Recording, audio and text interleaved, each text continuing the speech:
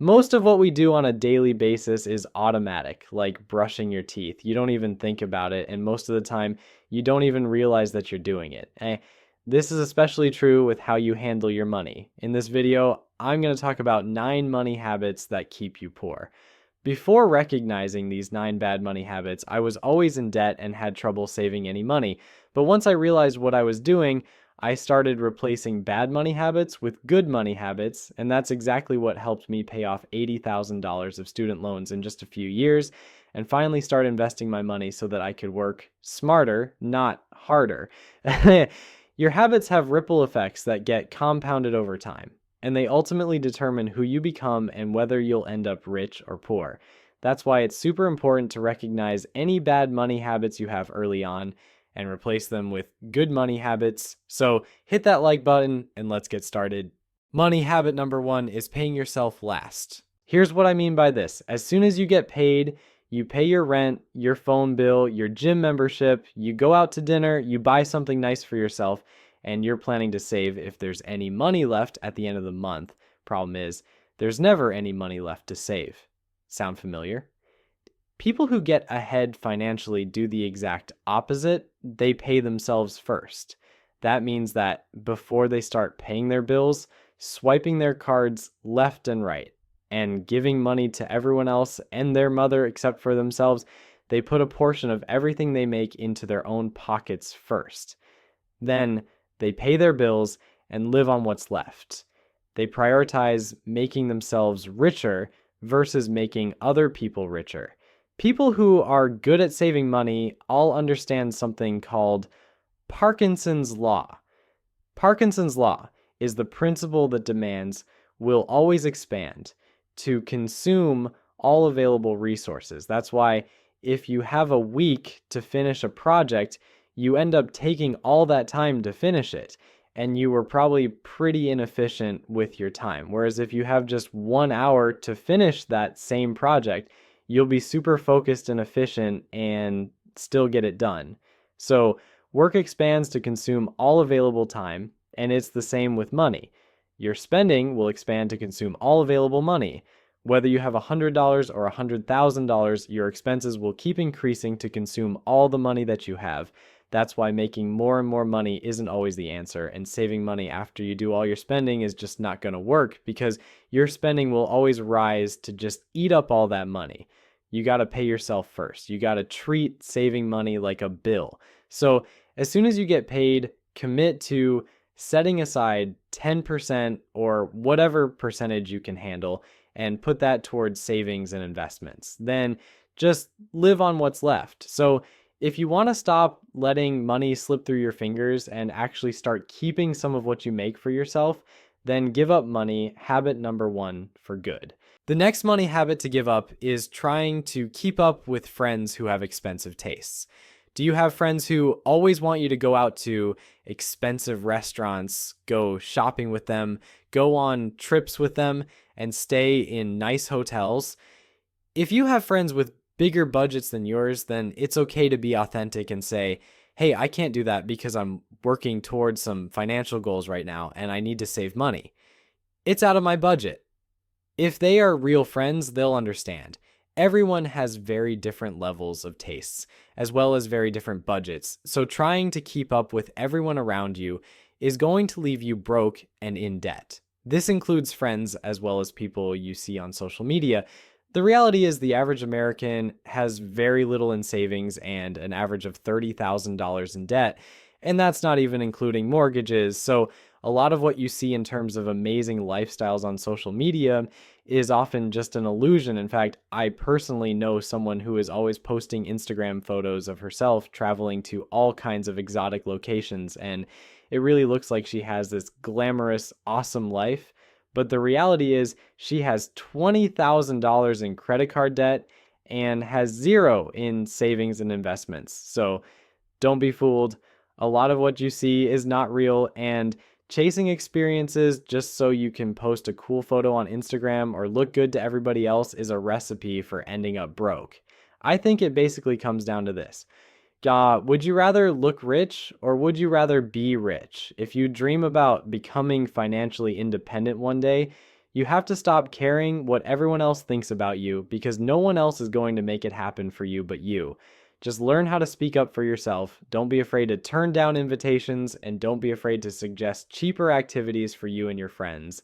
Chances are, people will respect you for having your priorities straight, and it'll probably inspire them to reassess their financial priorities as well. Money habit number 3 is paying extra due to lack of planning.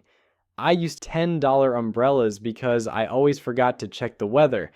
I'd end up getting caught in the rain and having to run into a drugstore to buy another umbrella. Despite having multiple umbrellas at home, not planning in advance and being caught unprepared always ends up costing you money. This could be things like having to take an Uber instead of using your subway card. It could also be paying overdraft fees because you didn't check your account balance. Another way is putting things on a credit card and ending up paying all these interest charges because you didn't set money aside for unexpected expenses. Now, I'm all about YOLO and living spontaneously, but if you're always having to buy things you already have at home or just paying extra fees and interest because you're unprepared, then just take a few extra minutes to plan ahead. Check the weather before you leave the house, leave buffer time between appointments, look at your account balance every so often, and things like that. Even just a little bit of planning will save you tons of money. At the end of the day, having money in the bank is what allows you to really YOLO as much as you want. Money habit number 4 is paying too much in taxes. Taxes are going to be the single biggest expense in your lifetime. So why not do what you can to cut down on your tax bill? Most of the tax loopholes are for the rich, for people who own assets and businesses, but there are a lot of tax loopholes available to the average person as well. For example, most people have a 401k through their employer, and contributing to your 401k is a way to directly reduce your taxable income. The HSA is another way to reduce your taxable income. Also, everyone is eligible to open an IRA, either a traditional IRA or a Roth IRA, and these are investment accounts that shelter your dividends and profits from taxes. Bad money habit number 5 is putting off investing until you have more money. Like I mentioned in my first tip, putting things off like saving money and investing for the future is a very slippery slope. You might be thinking that you'll start doing it one day when you have more money, but more often than not, that becomes a never-ending cycle of procrastination and excuses. There are always going to be reasons why you can't invest. Not enough money, not enough knowledge, not enough time, other priorities, etc.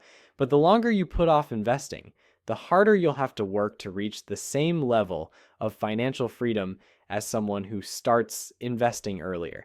Someone who starts investing at age 20 can become a millionaire by age 50 by investing just $180,000 of their own money. However, if they wait until age 30 to start investing, they would need to invest almost twice as much of their own money to reach millionaire status by age 50. This means the sooner you start, the less heavy lifting you have to do, and the less of your own money it takes to become a millionaire. Even if it's just $50 a month, start investing now. Don't wait. Next, we have focusing purely on saving. If you want to improve your financial position, you can either save more of your existing income or make more money and create additional income streams. The ideal combination is a mixture of both. You can't build wealth if you're making more money and spending it all. But you also can't build wealth if you're only focusing on saving because there is a cap to how much you can save. Using cashback sites will only get you so far. To truly build wealth, you have to think about both sides of the equation, how you will save a larger percentage of your income and how you will make more money. The saving money side has a cap, the making money side does not. It's infinite. There is unlimited potential upside, whether it's investing in the stock market, asking for a pay raise, or starting a side hustle. You want to break the bad money habit of thinking that saving money alone is going to massively increase your wealth. Number 7, having only one source of income.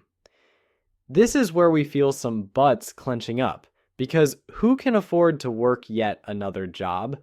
See, for poor people, working a job is the only way they know how to earn money. And as we established early on, working a job will never make you rich. On top of that, There will always be a ceiling to the number of jobs one can work and, respectively, the amount of money one can earn. Plus, if a car runs you over and you can't go to work for the next 4 months, none of that income is coming in, is it? The math is simple. The more streams of income you have, the less likely you are to go broke. Research into the distributed wealth of the rich shows that 65% of self-made millionaires had 3 streams of income. 45% of self-made millionaires had 4 streams of income. 29% of self-made millionaires had 5 or more streams of income. Poor people earn money only while they're working. It doesn't matter how much money the side hustle brings in, as long as it keeps dripping while you're away. If you're unable to earn money while you sleep, you will never be rich. The moment you taste the freedom of working for yourself and having multiple income streams, you become unemployable. Number 8, wanting money to be easy and fast. For some reason, the idea of progressive growth in income and wealth does not resonate with poor people. Every single one you ask will tell you about how they want to hit it big, have a big score, and then retire. They grow up looking up to the likes of Pablo Escobar, Tony Montana, and Don Corleone. They all think of themselves as mobsters or people on the underground who have something big cooking, you know the type. They're usually flimsy, not creative, and not that smart. Put the same time and interest into learning how people build companies and do what everyone else did in your area. It's not rocket science. It's actually a lot easier to make a ton of money legally than it is trying to run a cartel. In an age where a 16-year-old with an Instagram account can become a multi-millionaire, why risk getting shot? Grace, making money is actually a boring process once you figure out what you have to do. It takes less than 10 years for anyone who's committed to go from poverty to wealth, yet for some reason, it's still too long for some of them. That's when they fall into the trap of get-rich-quick schemes or multi-level marketing ploys. As long as you live, remember this. There are no get-rich-quick schemes, there's only someone getting rich off of you. Bad money habit number 9, impulsive purchases. The worst part of impulsive purchases is that you'll probably put them on a credit card, which means that if you don't pay off that credit card on time, you're going to be charged interest payments on your debt. Interest rates on credit cards can be well over 20%. That means if you're just making the minimum payments on your credit card, especially after making some purchases, that could be your next money mistake. By paying just the minimum on your credit card debt, you could actually accrue so much debt that you become what's called a debt spiral. A debt spiral is when you accrue so much debt that your incoming paychecks aren't enough to pay off the interest on your total debt balance. I've actually seen this happen in real life to people, and it is really crippling. Once your debt starts to spiral out of control, it becomes really hard to climb out of it. So we want to make sure that we avoid that altogether. Here's a crazy example. If you bought a new shirt for $100 and only made the minimum payment on a credit card, guess how much you would pay in interest over time? The total cost of that $100 t-shirt would actually be $214. So if you just make the minimum payment all the time, it could end up costing you double to buy the same t-shirt. If your credit card interest rate is 18%, you should prioritize paying off that debt first. The S&P 500 returns about 8% on average per year, but if you pay off your credit card debt with an 18% interest rate, that's actually a guaranteed return on your money. If you have credit card debt, paying it off is the best financial decision you can make right away. Thanks for watching. If you enjoyed this video, make sure to subscribe to my channel and hit the bell icon so you never miss an update. Your support really helps me create more content just like this. See you in the next one.